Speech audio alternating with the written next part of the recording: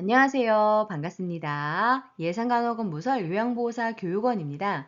요양보호사 자격시험은 필기와 실기로 나누어지고 실기 영역은 총 45문제가 출제가 되고 있는데요. 그 중에서 치매 요양보호가 9문제가 출제가 되고 있으면서 가장 중요한 영역이라고 할 수 있습니다. 그런데 치매 요양보호에서는 그 중에서도 문제 행동 대처 부분이 7문제로 가장 많이 출제가 되고 있습니다.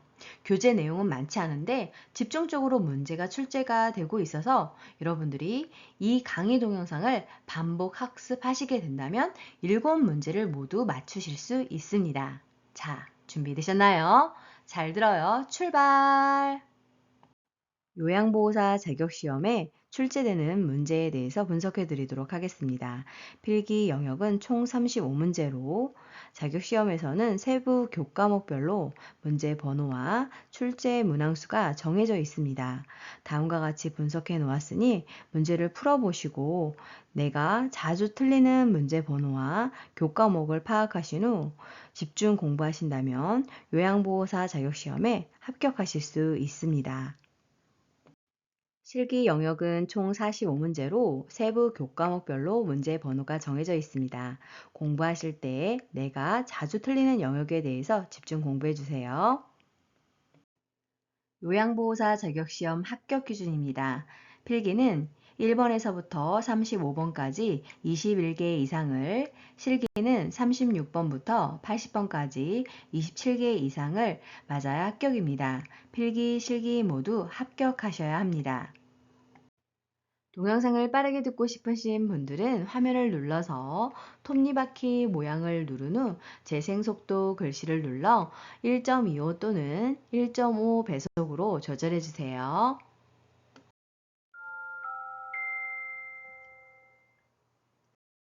첫 번째로 치매 대상자의 문제행동 대처에서 반복적인 질문과 행동에 대해서 알아보도록 하겠습니다.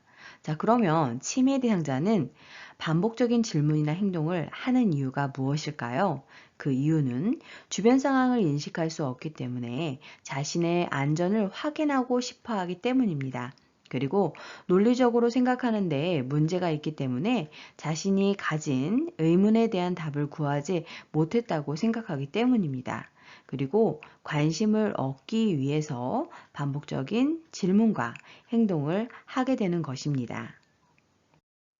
이렇듯 치매 대상자의 문제 행동의 원인은 치매로 인한 판단력의 장애와 기억장애 때문에 치매 대상자는 불안과 혼란을 경험하게 되고 이것이 문제 행동을 유발하게 됩니다.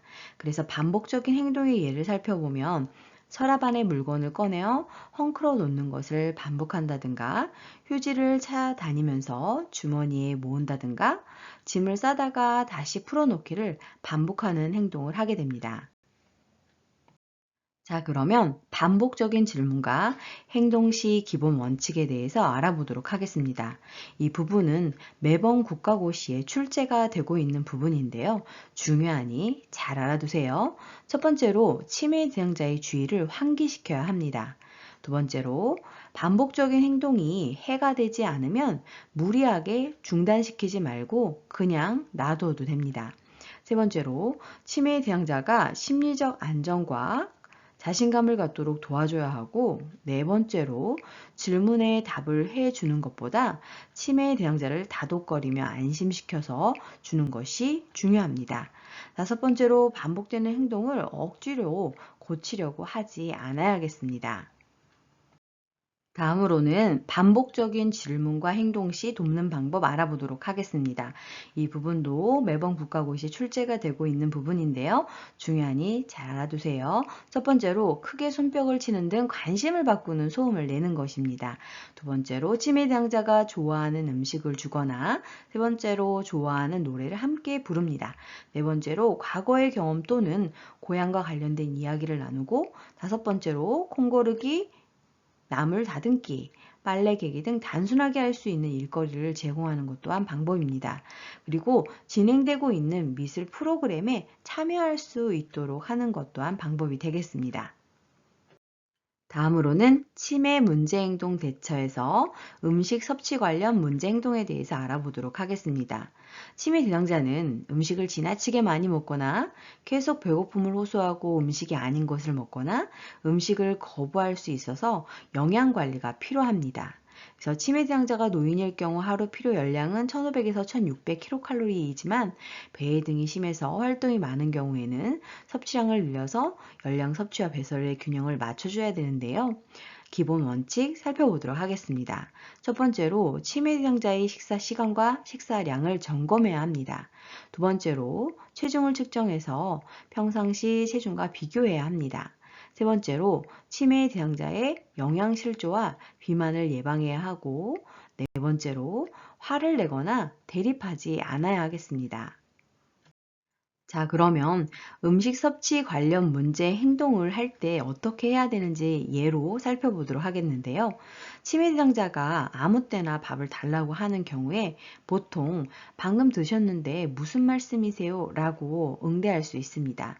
그렇지만 이렇게 대상자의 말을 부정하게 되면 혼란스러워 하게 됩니다. 이런 상황에 요양보호사의 대처 방법이 무엇인지를 물어보는 것이 40회 국가고시에 출제가 되었는데요. 지금 준비하고 있으니까 조금만 기다리세요. 라고 설명해 주는 것이 가장 좋은 대처 방법에 해당되겠습니다. 중요하니 잘 알아두세요. 다섯 번째로 기본 원칙을 살펴보면 서두르지 않고 천천히 먹게 하고, 여섯 번째로 장기적인 식사 거부는 시설장이나 간호사 등에게 보고해야 합니다. 자, 그럼 치매 대상자의 음식 섭취 관련 문제 행동의 예로는 어떤 것들이 있을까요? 계속 같은 종류의 음식만 먹는다거나 밥을 먹고도 계속 식사를 요구하는 경우가 있을 수 있습니다. 그리고 단추, 종이, 비닐봉투, 변비누, 샴푸, 틀니, 세제 등을 입에 넣고 우물거리는 음식 섭취 관련 문제 행동을 할 수 있겠습니다. 이번에는 음식 섭취 관련 문제 행동 돕는 방법 알아보도록 하겠는데요. 이 부분도 매번 국가고시에 출제가 되고 있는 중요한 부분입니다. 잘 알아두세요. 첫 번째로 그릇의 크기를 조정해서 식사량을 조정할 수 있는데요. 그릇의 크기를 좀 작게 하게 되면 듬뿍 담긴 것처럼 보이기 때문에 대상자가 만족스러워할 수 있습니다. 두 번째로 치매 대상자가 좋아하는 대체식품을 이용할 수 있고, 세 번째로 식사하는 방법을 잃어버렸다면 자세히 가르쳐 주는 것도 좋습니다. 네 번째로 식사 도구를 사용하지 못할 경우에는 손으로 집어 먹을 수 있는 식사를 만들어 주는 것도 방법이고, 이때 숟가락을 사용하고자 할 때에는 숟가락을 짚고 있는 것을 인식할 수 있도록 약간 무거운 숟가락을 제공하는 것이 더 좋습니다. 다섯 번째로 음식을 잘게 썰어 목이 막히지 않게 하고, 치매 말기에는 음식을 으깨거나 갈아서 걸쭉하게 만들어서 제공하는 것이 좋겠습니다. 여섯 번째로 위험한 물건을 먹지 못하도록 치워야 하겠습니다. 일곱 번째로 치매 대상자가 위험한 물건을 빼앗기지 않으려고 하는 경우에는 치매 대상자가 좋아하는 다른 간식과 교환을 하면 되겠습니다. 여덟 번째로 금방 식사한 것을 알 수 있도록 먹고 난 식기를 그대로 두거나 매 식사 후 달력에 표시를 해두는 것이 방법입니다.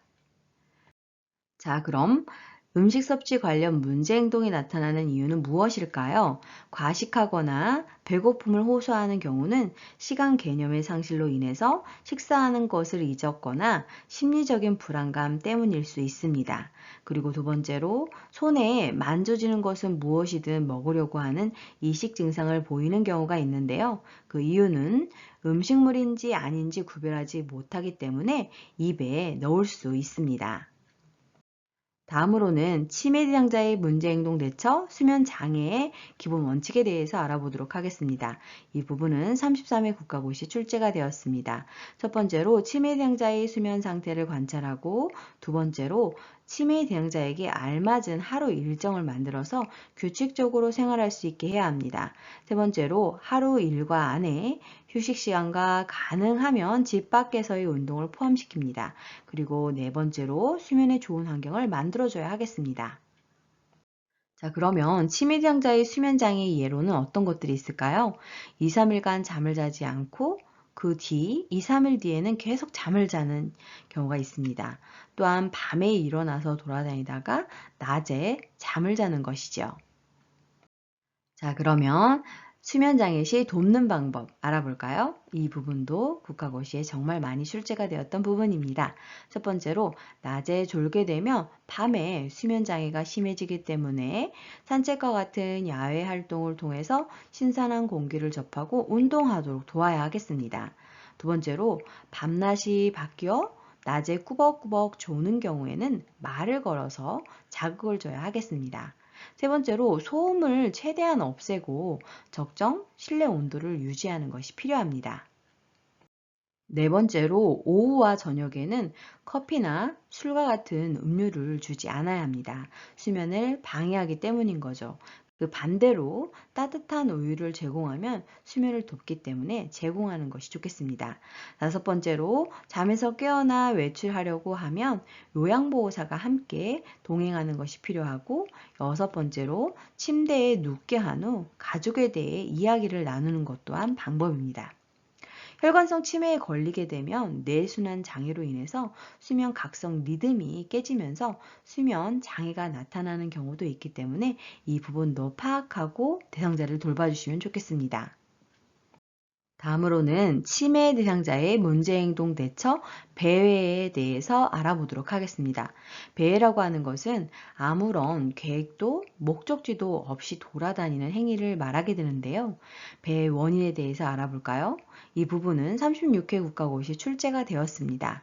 중요하니 잘 알아두세요. 기억력 상실이나 시간과 방향 감각의 저하로 인한 혼란으로 발생할 수 있고, 정서적인 불안이라든가 배고픔, 화장실을 찾지 못해 안절부절 못하는 등의 원인으로 발생할 수 있습니다. 자, 그러면 배회 시 기본 원칙 알아볼까요? 첫 번째로 치매 대상자가 초조한 표정으로 집안을 이리저리 돌아다니는 경우는 곧 밖으로 나가려고 하는 것임을 염두에 둬야 합니다. 두 번째로 신체적 손상을 방지하기 위해 안전한 환경을 제공해야 하고, 세 번째로 규칙적으로 시간과 장소를 알려주어서 현실감을 유지할 수 있도록 해야 합니다. 네 번째로 치매 대상자가 활기차게 활동하며 바쁘게 생활하게 해야 하고, 다섯 번째로 안전한 환경을 조성하며 소음을 차단해야 합니다. 여섯 번째로 배의 가능성이 있는 치매 대상자는 관련 기관에 미리 협조를 구할 필요가 있습니다. 자, 그러면 배회 시 돕는 방법에는 어떤 것들이 있을까요? 이 부분은 국가고시에 매번 출제가 되고 있는 중요한 부분이니 잘 알아두세요. 첫 번째로 낙상 방지를 위해서 안전한 주변 환경을 조성해야 하고, 두 번째로 치매 대상자의 신체적인 욕구가 있는 것은 아닌지 우선적으로 살펴보고 해결해 줘야 합니다. 세 번째로 단순한 일거리를 주어서 배의 증상을 줄이고, 단순한 일거리로는 콩나물 다듬기 이런 것들이 좋습니다. 네 번째로는 집안에서 배회하는 경우에는 배 코스를 만들어주는 것도 좋은 방법입니다. 다섯 번째로 치매 대상자가 신분증을 소지하도록 합니다. 예로 실종될 경우를 대비해 곧바로 찾을 수 있게 연락처를 적어둡니다. 필요하다면 주소, 전화번호가 적힌 이름표를 대상자의 옷에 꿰매주는 것도 방법입니다.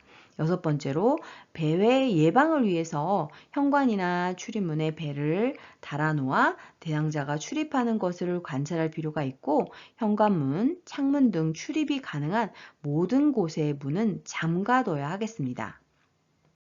일곱 번째로 텔레비전이나 라디오를 크게 틀어놓지 않으며 집안을 어둡게 하지 않아야 합니다. 소음은 치매 대상자로 하여금 그들에게 포위당했다는 느낌이 들게 할 수 있기 때문입니다.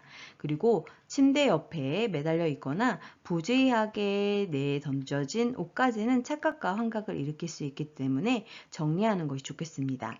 여덟 번째로 낮 시간에 단순한 일거리를 주어서 에너지를 소모하게 되면 야간 배회 증상을 줄일 수 있습니다.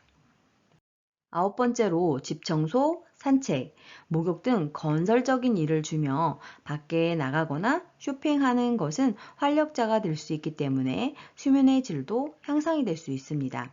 10번째로 고향이나 가족에 대한 대화를 나눠서 관심을 다른 곳으로 돌림으로써 정서 불안에 의한 배회를 줄여줄 수 있습니다. 11번째로 상실감이나 욕구와 관련된 배회일 때에는 치매 대상자의 주변을 친숙한 것으로 채워주고 가족과 다과 등을 함께하는 시간을 갖도록 하는 것이 좋겠습니다. 461쪽 참고 같이 살펴보도록 하겠는데요. 치매 대상자의 신체 욕구를 우선적으로 해결해야 하는 이유에 대해서 살펴보도록 하겠습니다. 이 부분은 36회, 39회, 40회 국가고시 출제가 되었습니다. 중요하니 잘 알아두세요. 치매 대상자는 희망하는 바를 적절하게 표현하지 못하기 때문에 배고픔, 대소변을 싼 침구, 춥거나 더운 방, 위통이나 요통 같은 질환 등으로 초조감을 느끼고 배회를 할 수 있기 때문입니다. 그리고 치매약 처방이 바뀐 후에 대상자가 초조한 듯 방안을 왔다 갔다 할 경우가 있는데요. 이때 요양보호사가 돕는 방법은 증상을 메모해 두었다가 병원에 가지고 가서 의사에게 설명해 줘야 하겠습니다. 다음으로는 치매 대상자의 문제행동 대처에서 의심, 망상, 환각에 대해서 알아보도록 하겠습니다. 치매 대상자가 의심이 많은 이유에는 어떤 것들이 있을까요? 그 이유는 치매 대상자는 자신의 경험과 주위 환경을 이해하는 것이 점차 어려워지고 물건을 놓은 장소를 점차 기억하지 못하기 때문입니다. 그리고 대상자는 이런 상황들에 대한 수용이 어렵기 때문에 주변 사람을 의심하는 경향이 있게 됩니다. 자, 그러면 환각이라고 하는 것은 무엇일까요? 실제로 존재하지 않는데 존재하는 것처럼 느끼는 것을 말하는데, 예로 주위에 아무것도 없는데 소리를 듣거나 음식이 없는데도 고기를 굽는 냄새를 맡거나 있지도 않은 물체를 잡으려고 하는 것 등에 해당됩니다. 자, 그럼 의심, 망상, 환각 시 기본 원칙에 대해서 알아보도록 하겠습니다. 이 부분은 매번 국가고시에 출제가 되고 있는 부분인데요. 중요하니 잘 알아두세요. 첫 번째로 치매 대상자의 감정을 이해하고 수용해야 합니다. 두 번째로 치매 대상자가 보고 들은 것에 대해서 아니라고 부정하거나 다투지 않아야 합니다. 세 번째로 치매 대상자 앞에서 다른 사람들에게 치매 대상자의 의심이나 행동, 치매 대상자가 잃어버렸다고 의심하는 물건을 이야기하지 않아야 합니다. 또한 조롱하는 말투를 사용하지 않아야 되며 특히 귓속말을 하지 않도록 주의해야 하겠습니다.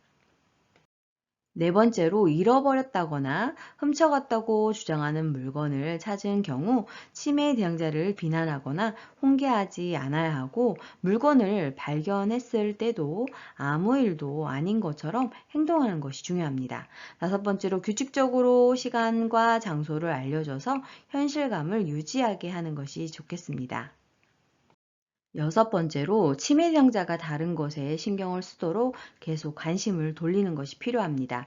예로 함께 밖으로 나가 바람을 쐬는 것도 방법입니다.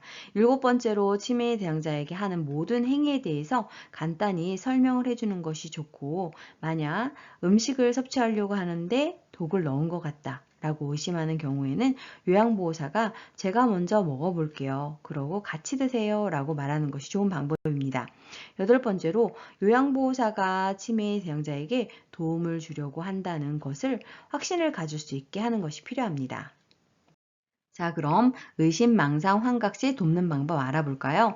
이 부분도 매번 국가고시에 출제가 되고 있습니다. 중요하니 잘 알아두세요. 첫 번째로 잃어버린 물건에 대한 의심을 부정하거나 설득하지 말고 함께 찾아봅니다. 그 외에도 지갑을 잃어버렸다고 불안해하면 잃어버린 신분증은 우편으로 돌아온다고 말을 해줄 수 있습니다.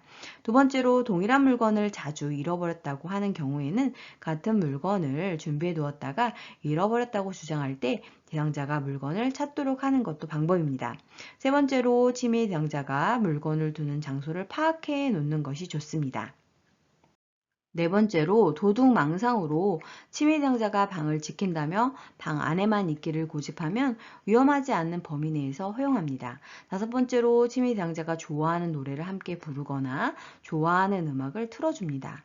여섯 번째로 망상이 심한 경우 시설장이나 간호사 등에게 알립니다. 예로 누군가 나를 잡으러 왔어 라며 책상 밑으로 숨을 때에는 이제 가고 없다 안심시키고 같이 있어주는 것이 방법이 되겠습니다. 다음으로는 치매 대상자의 문제 행동 대처, 파괴적 행동에 대해서 알아보도록 하겠습니다. 파괴적 행동이라고 하는 것은 무의미한 사건으로 보이는 것에 대해서 자신뿐만 아니라 주위 사람에게 정서적으로 난폭한 반응을 보이는 것을 의미합니다. 사례를 살펴보면 울고, 분통을 터뜨리고, 욕설하고, 지나치게 안절부절 못하고, 때리거나 물고, 침을 뱉고, 주먹치고, 꼬집는 등의 신체적 폭력을 가하는 것을 의미합니다. 자, 그러면 치매 대상자의 파괴적 행동의 특징에 대해서 알아볼까요? 이 부분은 37회 국가고시에 출제가 되었습니다. 중요하니 잘 알아두세요. 난폭한 행동이 자주 일어나지는 않습니다. 그리고 난폭한 행동이 오래 지속되지 않습니다. 일반적으로 치매 초기에는 분노로 시작을 하고 에너지가 소모되면 지쳐서 파괴적 행동을 중지하게 됩니다.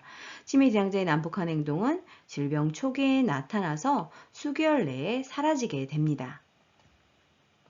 자, 그러면 파괴적 행동 시의 기본 원칙 살펴볼까요? 이 부분은 매번 국가고시에 출제가 되고 있는 중요한 부분입니다. 잘 알아두세요. 첫 번째로 파괴적 행동 반응을 유발하는 사건을 사전에 예방합니다. 두 번째로 규칙적인 일상생활을 하도록 활동을 구성해서 대상자가 자신의 활동을 예측할 수 있게 해야 합니다. 세 번째로 치매 대상자의 수준에 맞는 의사결정권을 주고 네 번째, 치매 대상자가 혼돈하지 않도록 한 번에 한 가지씩 제시하거나 단순한 말로 설명을 해주는 것이 좋습니다. 다섯 번째로 이해하지 못한 말은 다른 형태로 설명하지 말고 같은 말로 반복해서 설명을 해야 합니다. 여섯 번째로 천천히 치매 대상자의 관심 변화를 유도해야 합니다. 그리고 일곱 번째로 행동이 진정된 후에는 왜 그랬는지 질문하거나 이상 행동에 대해서 상기시키지 않아야 하겠습니다. 여덟 번째로 치매 대상자가 활동에 참여하고 있는 중이면 활동을 중지시키고 가능한 한 다른 자극을 주지 않아야 하겠습니다. 아홉 번째로 모든 신체 언어는 위협적으로 느끼지 않게 해야 합니다. 열 번째로 불필요한 신체적 구속은 피해야 하겠습니다. 11번째로 파괴적 행동은 고집스러움이나 심술을 부리려는 의도가 아니라 치매에 의한 증상임을 이해해야 하겠습니다. 자, 그러면 파괴적 행동 시 돕는 방법 알아볼까요? 이 부분도 매번 국가고시에 출제가 되고 있습니다. 중요하니 잘 알아두세요. 첫 번째로 이상행동 반응을 보이면 질문하거나 일을 시키는 등의 자극을 주지 말고 조용한 장소에서 쉬게 해야 합니다. 두 번째로 온화하게 이야기하고 치매 대상자가 당황하고 흥분되어 있음을 이해한다는 표현을 하는 것이 좋습니다. 세 번째로 갑자기 움직여 대상자가 놀라게 하지 말고 천천히 안정된 태도로 움직이는 것이 좋습니다. 네 번째로 일상적인 생활에 대해서 자상하게 반복해서 설명을 해주고 신체적인 요양보호 기술을 적용 시에는 도와주는 행동을 말로 표현을 하는 것이 좋습니다. 치매 대상자가 끊임없이 난폭한 발작을 하지 않는 한 신체적 구속은 사용하지 않아야 되겠고 구속이 불필요한 경우에는 신체의 일부만 구속을 하고 구속한 후에는 공격적인 행동이 사라질 때까지 접촉은 줄이는 것이 도움이 되겠습니다. 다음으로는 치매 대상자의 문제행동 대처 석양증후군에 대해서 알아보도록 하겠습니다. 석양증후군이라고 하는 것은 치매 대상자가 해질녘이 되면 더욱 혼란스러워지고 불안정하게 의심 및 우울 증상을 보이는 것을 의미하는데요. 대상자의 생활에 변화가 생긴 후 더 자주 발생을 하게 되고 주의 집중 기간이 더욱 짧아지며 현실이 자신을 고통 속에 처하게 만든다고 생각을 해서 더욱 충동적으로 행동을 하게 됩니다. 석양증후군의 특성을 살펴보면 낮에는 유순하다가도 저녁 8, 9시만 되면 갑자기 침대 밖으로 뛰쳐나오거나 옷을 벗고 방을 서성이다 문을 덜그럭거리거나 바닥을 뒹굴고 침대 위로 뛰어오르는 등의 행동을 하는 것이 특징입니다. 자, 그러면 석양증후군 시 기본 원칙 살펴볼까요? 이 부분도 자주 출제가 되는 부분이니 잘 알아두세요. 첫 번째로 해질녘에는 요양보호자가 충분한 시간을 가지고 치매 대상자와 함께 있어주는 것이 좋습니다. 예로 대상자가 저녁이 되면서 나가려고 옷을 꺼내면 어르신 옷을 같이 찾아보자고 하는 것도 방법이 되겠습니다. 두 번째로 치매 대상자가 좋아하는 소일거리를 주거나 애완동물과 함께 즐거운 시간을 갖는 것이 좋습니다. 세 번째로 낮 시간 동안 움직이거나 활동하게 하는 것이 좋고, 네 번째로 신체적인 제한은 치매 대상자가 소리를 지르거나 몸부림치거나 화내고 고집 부리는 행동을 더욱 악화시키므로 하지 않아야 하겠습니다. 다음으로는 석양증후군 시 돕는 방법 알아보도록 하겠습니다. 이 부분도 국가고시에 자주 출제가 되고 있습니다. 잘 알아두세요. 첫 번째로 치매 대상자는 인형, 애완동물, 익숙한 소리를 듣거나 좋아하는 일을 하는 것에서 위안을 얻을 수 있기 때문에 이를 돕는 것이 좋습니다. 가족과의 추억에 대한 이야기를 나눈 것도 좋은 방법입니다. 두 번째로 요양보호사는 치매 대상자를 관찰할 수 있는 곳에서 활동하게 하고 친구가 되어주는 것이 좋습니다. 세 번째로 대상자를 밖으로 데려가 산책을 합니다. 맑은 공기는 정신을 맑게 하고 치매 대상자의 들뜬 마음을 가라앉히기 때문입니다. 네 번째로 따뜻한 음료수, 등 마사지, 음악 듣기 등이 잠드는 데 도움이 됩니다. 다섯 번째로 텔레비전을 켜놓거나 조명을 밝게 하는 것이 석양증후군이 있을 때 도움이 되겠습니다. 자, 이번에는 치매 대상자의 문제행동 대처, 부적절한 성적 행동에 대해서 알아보도록 하겠습니다. 일반적으로 치매 대상자는 치매가 진행되면서 성에 대한 흥미를 잃어버리기 때문에 부적절한 성행위가 드물게 나타나는데요. 치매로 인해 과잉성 행동을 하는 대상자는 일부분이고 성행동이 감소하는 경우가 대부분입니다. 옷이 너무 꼭 끼어 불편하거나 사타구니가 간지러워서 혹은 목욕탕에 가고 싶어 바지를 벗을 수도 있는 것입니다. 자, 다음으로는 부적절한 성적 행동 시 기본 원칙 알아볼까요? 첫 번째로 치매 대상자는 보통 성 자체에 관심이 없다는 것을 인식해야 합니다. 두 번째로 부적절한 성적 행동 관련 요인을 관찰할 필요가 있습니다. 세 번째로 때때로 행동 교정이 도움이 될 수 있고, 네 번째로 노출증을 감소시키기 위해 벌과 보상을 적절히 사용해야 합니다. 다섯 번째로 이상한 성행위가 복용 중인 약물 때문에 유발될 수 있음을 이해할 필요가 있습니다. 자, 그러면 부적절한 성적 행동 시 돕는 방법 알아볼까요? 이 부분도 매번 국가고시에 출제가 되고 있는 부분입니다. 정말 중요하니 잘 알아두세요. 첫 번째로 의복으로 인한 불편감이나 대소변을 보고 싶은 욕구가 있는지 확인하고 도와줍니다. 실내 온도가 더우니까 자꾸 옷을 벗으려고 하는 행동을 할 수 있는 것이죠. 두 번째, 옷을 벗거나 성기를 노출한 경우 당황하지 말고 옷을 입혀줍니다. 그 예로 성기를 만질 때 손톱을 짧게 깎아줘서 상처나지 않게 하는 것 또한 방법이 되겠습니다. 세 번째로 치매 대상자가 성적으로 부적절한 행동을 할 때 즉각 멈추지 않으면 치매 대상자가 좋아하는 것을 가져간다고 경고하는 것도 도움이 될 수 있는 대처 방법에 해당이 되겠습니다. 네 번째로 치매 대상자가 성적으로 관심을 보이면 공공장소에 가는 것은 삼가고 방문객을 제한하여 사고를 예방할 수 있습니다. 그리고 부적절한 성적 행동을 자주 보이는 대상자일 경우 프로그램 진행 시 이성과 거리를 두어 자석을 배치함으로써 문제 상황이 발생하지 않도록 노력할 필요가 있습니다. 다섯 번째로 심한 경우 시설장이나 간호사 등에게 알리고 상의를 하는 것이 좋겠습니다. 수고 많으셨습니다. 좋아요와 구독 꾹 알람 설정 눌러주시면 새로운 강의 동영상을 만나보실 수 있습니다. 감사합니다.